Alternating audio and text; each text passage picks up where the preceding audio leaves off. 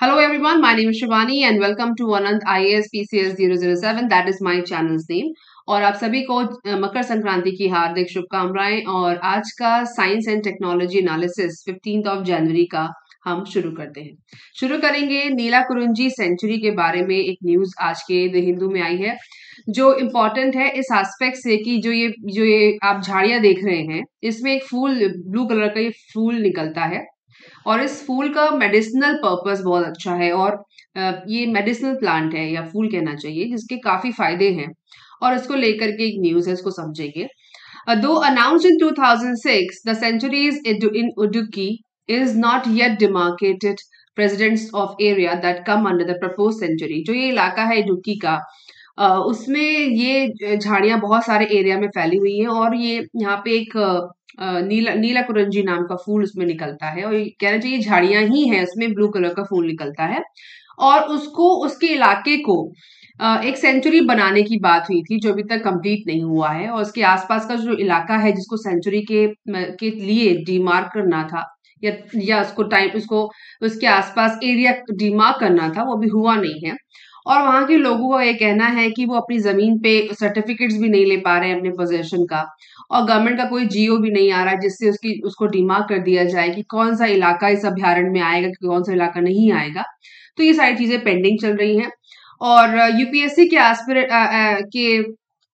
Aspirants और UPSC के लिए जो इम्पोर्टेंट चीज है वो हम आगे समझते हैं कि इसका जो नाम है नीला कुरंजी, इसका जो है लोकल नाम है और साइंटिफिक नाम है स्ट्रोबिलांटिस कुंथियाना, ये इसका नाम है। और on the list of protected plants की लिस्ट में है केरला की तरफ से। A proposal for Neela Kurinji sanctuary in Idukki still remains a distant dream. और केरला गवर्नमेंट की तरफ से ये अभी पेंडिंग है और इसको जो लिस्ट करना है वो भी पेंडिंग है और जो एरिया बनाना है अभ्यारण्य में वो भी पेंडिंग है।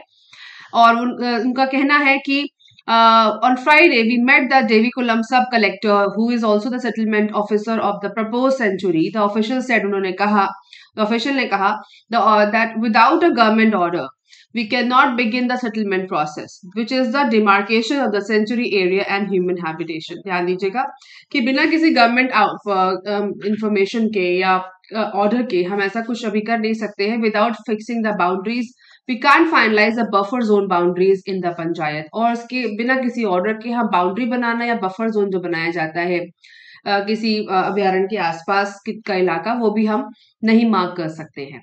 अच्छा, अब समझते हैं जो इम्पोर्टेंट चीज थी वो ये है कि इसका साइंटिफिक नाम क्या है, वो हमें पता होना चाहिए। साथ ही साथ उस आर्टिकल के अलावा जब मैंने और रिसर्च किया आपके लिए, तो मुझे कुछ वेबसाइट से या गूगल की वेबसाइट से, इवन विकीपीडिया से कुछ इन्फॉर्मेशन आपके लिए मिली है। Neelakurinji plants are special because they bloom once in every 12 years. ध्यान दीजिएगा, 12 साल में एक बार ही ये उगते हैं। But they also have numerous benefits, लेकिन उनके बहुत सारे फायदे हैं। उसके साथ ही साथ इसका नाम कुरिंजी है। Common name is Neela Kurinji. Scientific name मैंने बताया कुंथियाना, स्ट्रोबिलांथिस कुंथियाना। फ्लावर है लाइट पर्पल कलर का।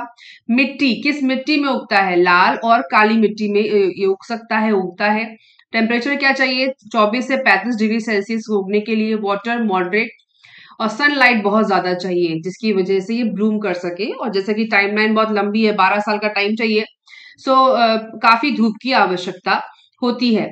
और समझने वाली बात यह है कि फॉलोइंग श्रब, अगर आप flowering shrub, my mistake, flowering का मतलब एक तरीके झाड़ी में उगने वाला फूल है, कोई पौधा नहीं है, झाड़ियां होती हैं, उसमें कई सारे फूल उगते हैं। तो इसका टाइप भी पूछा जा सकता है, यूपीएससी के पर्पज से ये इंपॉर्टेंट है, प्री के लिए इंपॉर्टेंट है ये। सो इसको समझना हमें चाहिए। मिट्टी का टाइप, टेम्परेचर, कितना पानी चाहिए, कितनी धूप चाहिए, कितने समय में उगता है और क्या टाइप है, क्या ये पौधा है, क्या ये पेड़ है, क्या ये सिर्फ फूल है, ये टाइप भी हमें पता होना चाहिए। ओके, अब समझते हैं कि इसके मेडिसिनल बेनिफिट्स क्या हैं। ये एंटीवायरल है, एंटीबैक्टीरियल है, एंटी फंगल है, प्रिवेंट रूमेटिज्म मतलब हड्डियों के लिए, स्टमक एलिमेंट्स के लिए, एंटी डायबिटिक है, एंटी कैंसर, एंटी आर्थराइटिक मतलब जो जोड़ों के दर्द के लिए। और रूमेटाइड अलग फैक्टर होता है, आर्थराइटिक अलग होता है, दोनों पर्पस के लिए, हड्डियों के लिए मान लीजिए। एंटी इन्फ्लेमेटरी और स्किन यूवी रे से बचाने के लिए भी काफी कारगर साबित होता है। उसके बहुत सारे फायदे हैं, इसीलिए इसको प्रोटेक्टेड प्लांट में कंसिडर किया गया है। नाउ कुछ इलाके हैं जहाँ पे ये उगता है। इन इलाकों पे आप आप अगर पीछे के क्वेश्चन पेपर देखें तो ऐसे क्वेश्चंस पहले भी बने हैं। तो ये तमिलनाडु के कोडाईकनाल, कर्नाटका, तमिलनाडु, और जो जो जगह है वो यहाँ मेंशन है इस लिस्ट में। ये किसी सदर्न वेबसाइट से मुझे मिला है, केरला की वेबसाइट पे तो नहीं था। फिर भी केरला और इसके साथ साथ तमिलनाडु, उसका इम्पोर्टेंट चीज ये है कि ये शेवरॉय और ईस्टर्न घाट पे भी ये मिलता है या उगता है। और 2021 में Karnataka Kodagu district and Kerala's Idukki were witnessing this rare phenomena, attracting many tourists to forested mountains of Mandalpatti and Kottebetta, Idukki's, Sholam Kunnu, Shailam hills. तो इन नामों को याद रखिए, शेवरॉय, शैलम हिल्स, कोटेबेटा, मंडलपट्टी और साथ ही साथ ईस्टर्न घाट्स, इन पे मिलता है। सिर्फ ये इलाका साउथ में नहीं है। जब मैंने इसमें और रिसर्च किया तो मैंने समझा कि ये उत्तराखंड के इलाकों में भी, जिसमें एक जगह का नाम है उत्तरकाशी, वहां पे भी इसका अट्रैक्शन है। ये जो मुझे पेज मिला है रिसर्च गेट की वेबसाइट से मिला है, इस पे एक पूरा रिसर्च पेपर है और उसमें मेंशन है कि 12 साल में उगता है, और जबकि इसका अट्रैक्शन उत्तराखंड और उत्तरकाशी की जगह पे भी है। तो अगर यूपीएससी में क्वेश्चन बने कि इसे साउथ में उगता है, तो ऐसा नहीं है। इसकी जगह उगने की उत्तराखंड में भी है और उत्तरकाशी एक जगह है, बट अभी हाल फिलहाल के टाइम में ये साउथ में ज्यादा देखने को मिला और वहां पे ज्यादा उग रहा है। बट अगर इसका कवरेज देखा जाए तो उत्तराखंड में भी है। जो ये पेज की मैं बात कर रही हूँ, आप researchgate.co.in की वेबसाइट पे, डॉट इन नहीं है, रिसर्च गेट की वेबसाइट पे जाके आप इसे देख सकते हैं। उन्होंने बताया कि ये इराविकुलम नेशनल पार्क मुन्नार में जो है, नीलगिरी हिल्स पे, उस पे इसको लोकेट किया गया है, जो मुन्नार केरला स्पेसिफिकली उन्होंने बोला है। इस पेज पे आप देखेंगे। साथ ही साथ आप देखें कि इसमें आपको इसे मेंशन है कि as per the news Uttarakhand the Neelakurinji shrubs was also about to explore और ब्लूम। तो इन उत्तराखंड के इलाकों में भी इसको देखा गया है, पॉसिबिलिटी है वहां उगने की, लेकिन फिलहाल के टाइम में ये मुन्नार के इलाके में ज्यादा इसका उपज हुई है, अभी ये फुल ब्लूम पे है।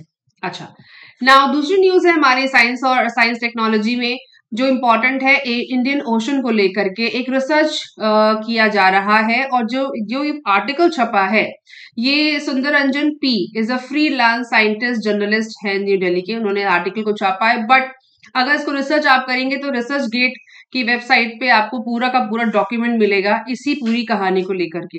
बट यूपीएससी के पर्पज से या उसको दृष्टि को देखते हुए हमें क्या तैयार करना है कि ओशन करंट्स क्या है जो इस आर्टिकल में निकल करके आ रहा है, और कौन सी संस्था इसके ऊपर रिसर्च कर रही है प्री के पर्पज से, और मेंस के पर्पज से तो ये ज्योग्राफी में इंपॉर्टेंट है ही। तो समझते हैं कि न्यूज क्या है, हमें क्या कवर करना है। ग्लोबल ओवरटर्निंग सर्कुलेशन, ध्यान दीजिएगा, ओवरटर्निंग सर्कुलेशन मतलब ये नदी की जो ये समुद्र की धाराओं के बारे में बात हो रही है। The equatorward transport of cold deep water and the poleward transport of warm, मतलब ध्रुवों से आने वाली जो ठंडी धाराएं और जो हमारे इक्वेटर से जाने वाली गर्म धाराओं के बारे में बात हो रही है।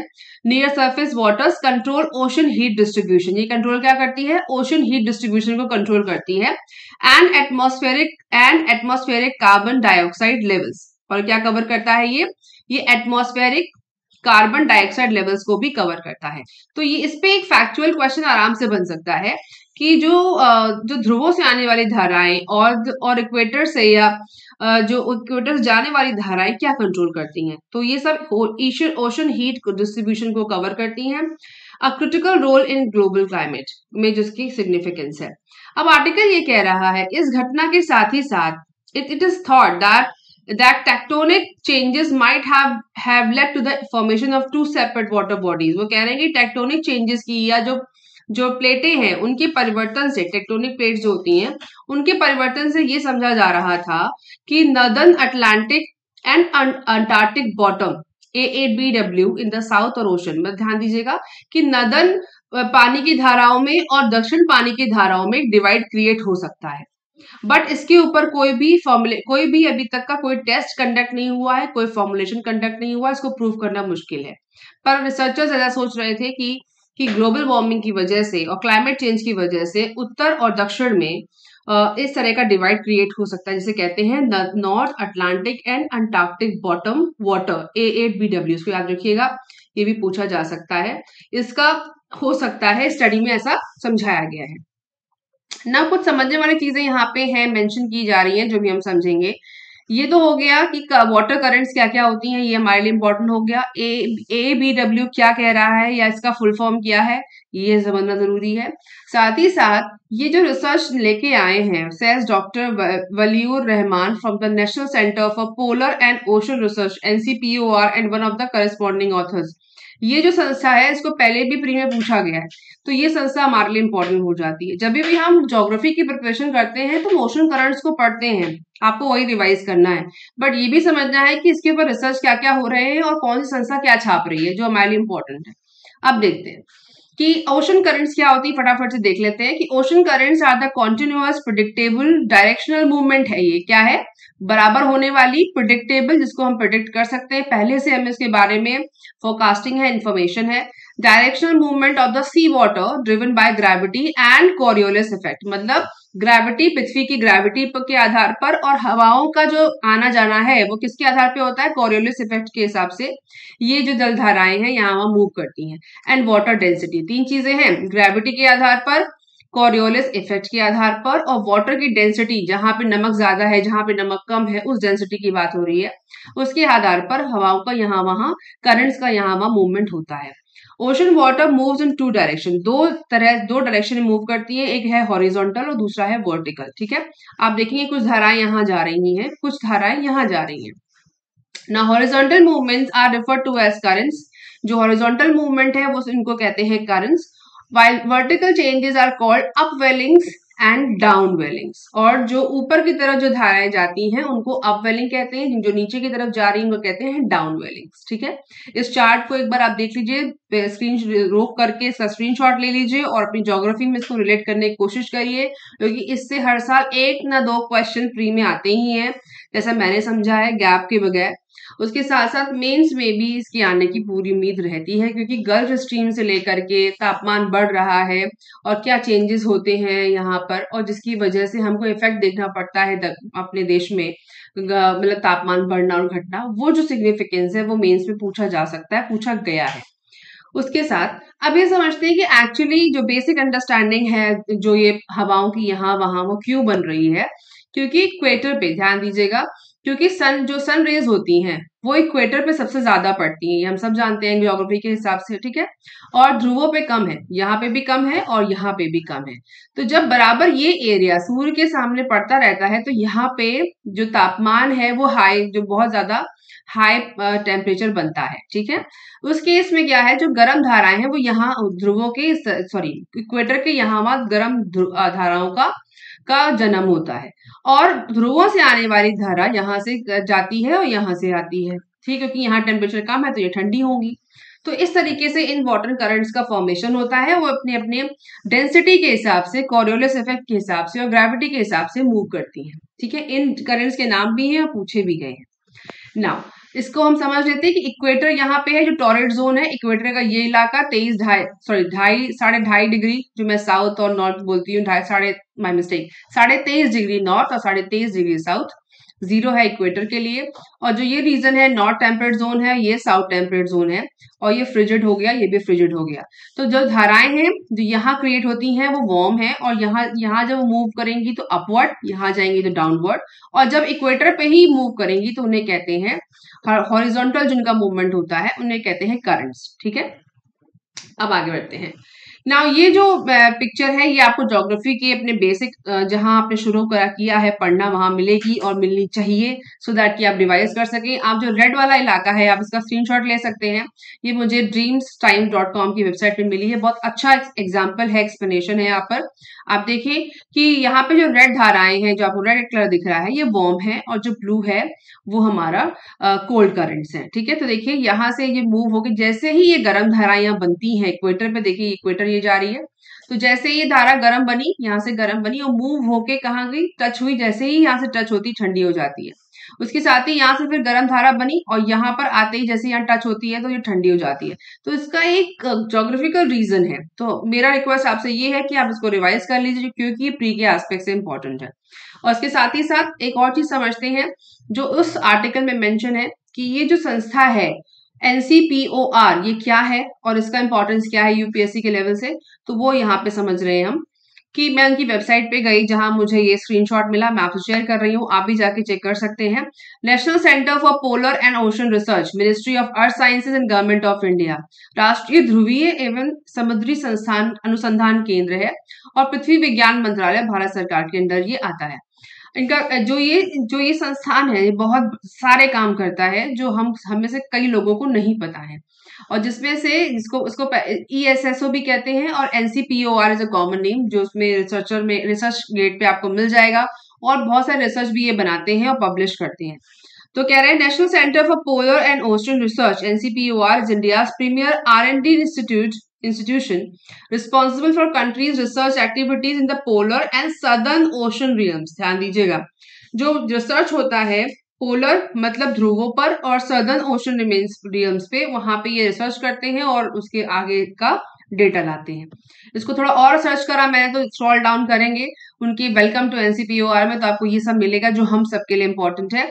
National Center for Polar and Ocean Research is India's premier R&D institution responsible for countries' research activities in polar and southern ocean realms। ये समझ लिया, डेफिनेशन है, और इसी से कभी कभी क्वेश्चन बनते हैं।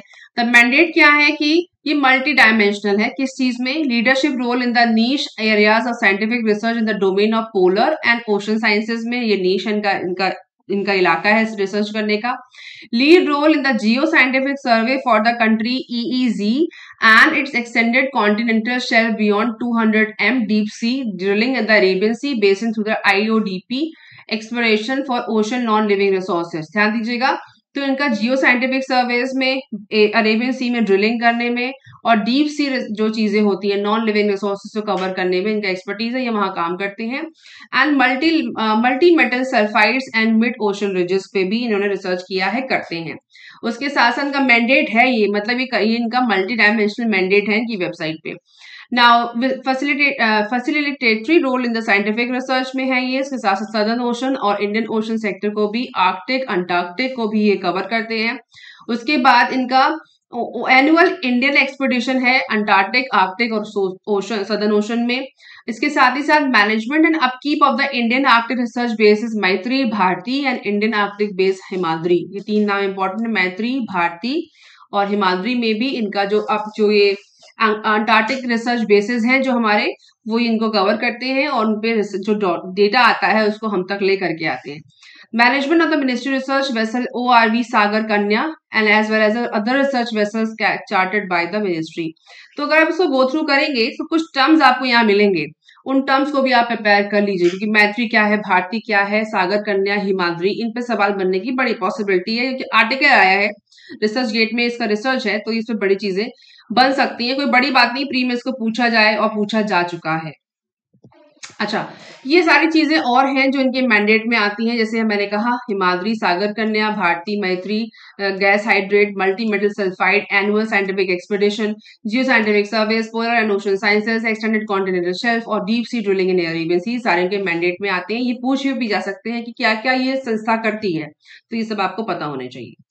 अब आगे बढ़ते हैं, एक और आर्टिकल हिंदू में ही छपा है आज, जो anti DNA traces migration history of giant tortoise के बारे में बता रहे हैं कि पहले भी जब हमारा जो, जिसे हम सब जानते हैं, टेक्टोनिक प्लेट्स के टूटने के बाद अलग अलग द्वीपों का निर्माण हुआ, बड़े बड़े उप महाद्वीपों का निर्माण हुआ, तो वो कहना चाह रहे हैं कि जब इंडिया हिस्सा, जब before the arrival of humans islands in the western Indian ocean were home to giant tortoise. जो हमारा जो वेस्टर्न इंडियन ओशन था, वो बड़े बड़े जो टॉर्टॉइस या कछुए होते हैं उनकी जगह हुआ करता था, जो DNA सैंपलिंग में आया है।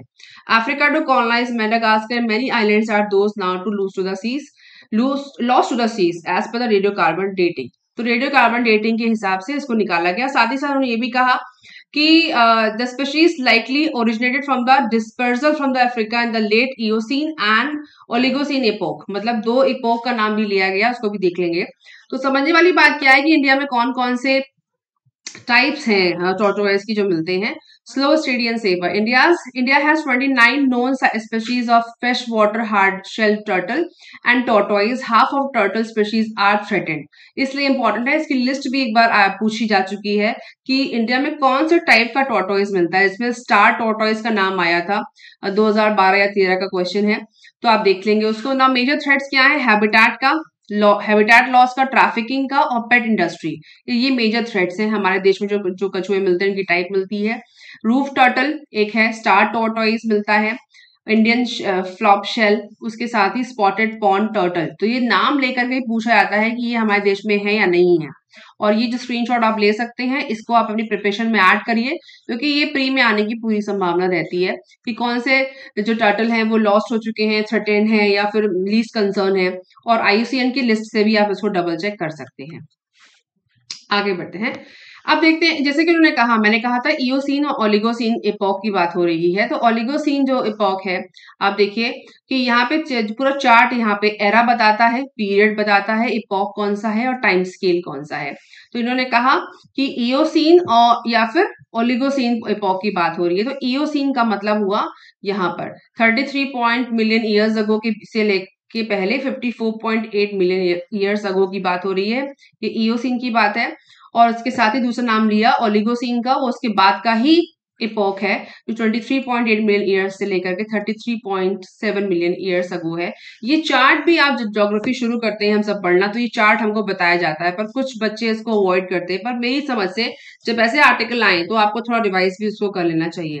आप इसका भी स्क्रीनशॉट ले सकते हैं और उसकी प्रिपरेशन में उसको ऐड कर सकते हैं। ठीक है, एरा, पीरियड, एपॉक और टाइम्स के लिए ऐसे नहीं पूछा जाता है, लेकिन जब किसी स्पेसिफिक स्पेशी की बात होती है, जैसे अभी हुई, तब पूछा जा सकता है। नाउ एक नई न्यूज आई है रॉक फिशेस के बारे में, इनकी एज को लेके। इनकी longevity of rock fishes, some of which can live more than 100 years. और उन्होंने ये भी देखा कि लॉन्जिविटी ऐसी है कि वो 11 से लेकर 205 साल तक की है। दो जीनोम सीक्वेंसिंग बताती है कि 23 रॉक फिशेस को एग्जामिन किया गया, उनका लाइफ स्पैन 22 से लेकर के 108 साल है। तो रॉक फिशेस को एज के मामले में जो है रेफर किया जा रहा है इस आर्टिकल के माध्यम से कि उनकी एज काफी ज्यादा है और सर्वाइव करने की कैपेसिटी भी है अगर उनको छेड़ा ना जाए तो आप समझते हैं कि जो रॉक फिशेस, ये न्यूज तो है, लेकिन हम कई और टाइप की रॉक फिशेस भी इंडिया में या विश्व में पाई जाती हैं। और उसके साथ ही साथ जो डिवोनियन पीरियड था, डिवोनियन पीरियड जो है हमारा इसी ओलिगोसीन और इयोसीन के कवरेज में आता है, सॉरी पैलियोसीन के कवरेज में आता है। ये एक ऐसा टाइम था, ये वाला जो सबसे पहले वाला है Paleocene, is sometimes called the age of fishes. तो एज, फिशेस की एज को क्या कहा जाता है, डिवोनियन पीरियड। और ये पैलियोसीन का ही कवरेज है 65 मिलियन ईयर्स से और 54.8 मिलियन ईयर्स अगो के बीच में। Because of diverse, abundant and in some cases bizarre types of these creatures that swarm Devonian Sea. तो एक क्वेश्चन क्रिएट हो सकता है कि कौन सा एरा है, कौन सा पीरियड कहा जाता है एज ऑफ फिशेस। तो ये क्वेश्चन यहाँ से बन सकता है, क्योंकि उन्होंने यहाँ पे भी टाइमलाइन को लिया है, टच किया है। अब समझते हैं कि नॉर्मली एज क्या होती है फिशेस की। एग्जाम्पल के तौर पर 1 से 10 साल का जो फ्रेश वाटर फिशेस को 1 से 10 साल की रेंज में लिया जाता है, क्योंकि वो रॉक फिश को बोल रहे हैं इतने टाइम चलना, तो हमको पता होना चाहिए कि जनरल कैट फिशेस का एज क्या होता है।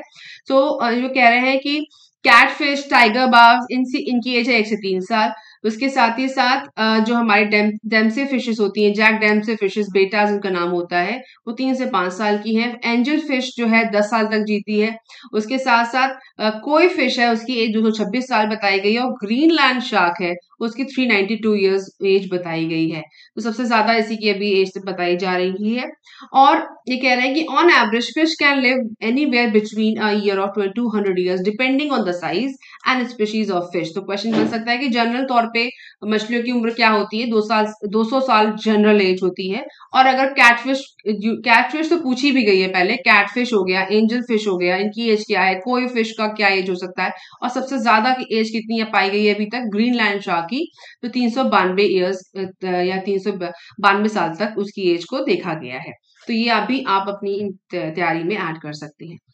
नाउ नेक्स्ट न्यूज है टोंगा से, जो वहां पे एक माउंट सेंट हेलेंस इरप्शन को लेकर के न्यूज है।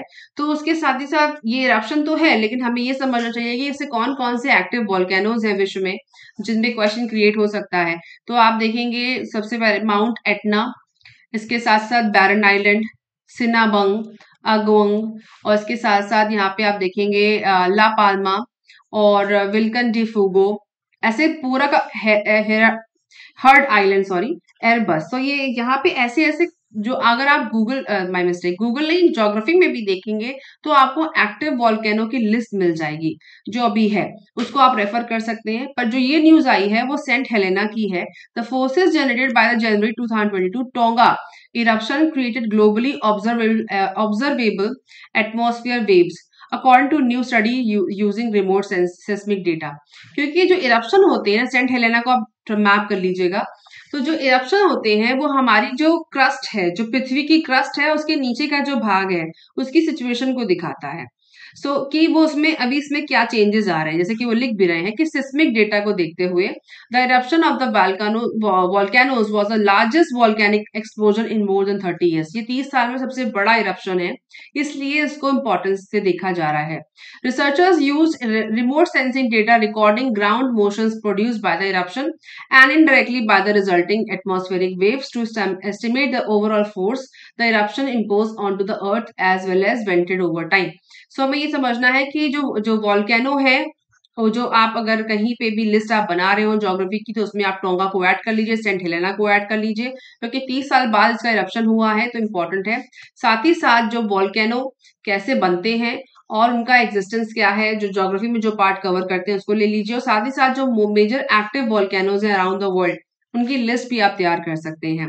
उसके साथ एक इंपॉर्टेंट इन्फॉर्मेशन मैं अपनी तरफ से यहाँ ऐड कर रही हूँ, ये समझा हुआ है रिंग ऑफ फायर। ठीक है, रिंग ऑफ फायर इसका मतलब क्या होता है अभी हम देखेंगे। रिंग ऑफ फायर जहाँ पे आप देख रहे हैं कि यहाँ जो ये एक्चुअली इक्वेटर है, अगर आप देखें तो ये इक्वेटर है, और इसके साथ साथ ये जो हमारा पैसिफिक ओशन का बड़ा इलाका है, जो ये पूरा पैसिफिक ओशन का बड़ा इलाका है, और यहाँ पे देखेंगे ये एक लाइन ऐसी बनी हुई है। तो यहाँ पे सबसे ज्यादा वॉल्केनोज पाए जाते हैं और सबसे ज्यादा वॉल्केनो क्रिएट होने की जगह है, जिसमें आप देखेंगे नाम भी मेंशन है गैरीबाल्डी, माउंट सेंट हेलेना। यहाँ पे सेंट हेलेना जिसकी भी हम बात कर रहे थे वो यहाँ पर है, सेंट हेलेना में, टैंगो में जो अभी बात हुई थी, और ये हमारा नॉर्थ अमेरिका का एक हिस्सा है, वहां पर माउंट सेंट हेलेना। उसके साथ आप देखेंगे कि यहाँ पर एक आपको माउंट पिनाटुबो, माउंट मेयोन, कराकटाओ, इस तरह के जो आपको नाम दिख रहे हैं ये सारे आपके रिंग ऑफ फायर में आते हैं, जिसमें एक्टिव वॉल्केनोज भी सबसे ज्यादा हैं और उनके क्रिएट होने के चांसेस भी हैं। और टोंगा ट्रेंच यहाँ पे दिख रहा है, टोंगा ट्रेंच। ठीक है, तो अब समझते हैं कि आखिर रिंग ऑफ फायर का क्या मतलब है, वो हमारी तैयारी में कैसे इंपॉर्टेंट है, वो अभी हम देखते हैं। The ring of fire is the result of plate tectonics. Plate tectonics a result है ring of fire. Much of the volcanic activity occurs along subduction zones, which are convergent plate boundaries which two tectonic plates come together. ध्यान दीजिएगा, जब दो प्लेटें आपस में टकराती हैं उसको सबडक्शन कहते हैं, और साथ ही साथ जो कन्वर्जेंट प्लेट है जो एक दूसरे के ऊपर चढ़ जाती है, उस केस में इस रिंग ऑफ फायर का निर्माण हुआ। मोटा मोटी मैं आपको समझा रही हूँ लेमन टर्म में कि much of the volcanic activity occurs along the subduction zone, अभी समझेंगे उसको चित्र के माध्यम से, which are convergent plates boundaries which were two tectonic plates come together. और तीसरा है the heavier plate is shoved, मतलब और subducted under the other plate. पहले इस पिक्चर को देखेंगे प्लेट टेक्टोनिक के माध्यम से कि क्या है ये। देखिए, दो प्लेटें आपस में यहाँ वहां मूव कर रही है, कहते हैं ट्रांसफॉर्मेशन। कन्वर्जन का मतलब होता है एक दूसरे से भिड़ना, एक दूसरे से भिड़ी तो वो कन्वर्जन प्लेट्स कहलाती हैं, और जब एक दूसरे से अलग होती हैं तो वो डाइवर्जन प्लेट्स कहलाती हैं। तो जब कन्वर्जन की स्थिति में, ये वाली स्थिति में, जब एक प्लेट आकर के उस प्लेट के नीचे चली जाए और दूसरी प्लेट उसके ऊपर चढ़ जाए, ध्यान दीजिएगा, ये प्लेट यहाँ सबडक्ट हो रही है, नीचे जा रही है, और ये वाली जो उसका जो ऊपर वाला लेयर है और लिथोस्फीयर और क्रस्ट का ऊपर वाला हिस्सा है वो उसके ऊपर चढ़ रहा है इस तरीके से। तो ये जो इलाका क्रिएट हुआ, ये वॉल्केनिक आर्क यहाँ पे बनता है, जो अभी हमने देखा यहाँ वाली पिक्चर में कि जो ये रिंग ऑफ फायर वाला इलाका है ये इसी सबडक्शन के और कन्वर्जेंट प्लेट के बनने से हुआ है, क्योंकि दो प्लेटें आपस में भिड़ रही हैं और एक प्लेट एक दूसरे वाली प्लेट के ऊपर सबडक्ट होकर के ऊपर जा रही है, जिसको हम यहाँ देख रहे हैं। तो ये बना हमारा प्लेट टेक्टोनिक्स की वजह से बनने वाला जोन बना रिंग ऑफ फायर। ठीक है, so much of volcanic activity occurs along subduction zone, ठीक है, सबडक्शन का मतलब हुआ जब एक प्लेट नीचे धंस गई और दूसरी प्लेट ऊपर उसके ऊपर आ गई।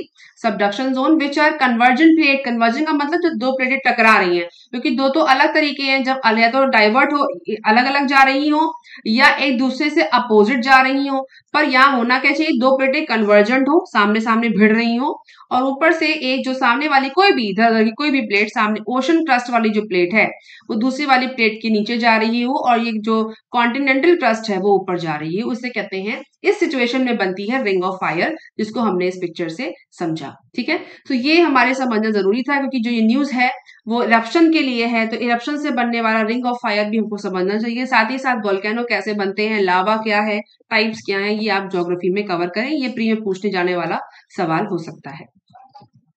सो आज के लिए बस इतना ही। आई होप कि ये वीडियो आपके लिए इन्फॉर्मेटिव होगा। ये साइंस और टेक्नोलॉजी का जो एनालिसिस मैंने आज किया था हिंदू के न्यूज़पेपर से, आई होप कि आपके लिए फायदेमंद होगा। तो आप, अगर आपको ये अच्छा लगा तो उसे कमेंट करिए, उसमें थम्स अप दीजिए, और सब्सक्राइब तो आप कर ही रहे हैं, so thank you about that. So मिलते हैं नेक्स्ट वीडियो में, तब तक तैयारी करते रहिए।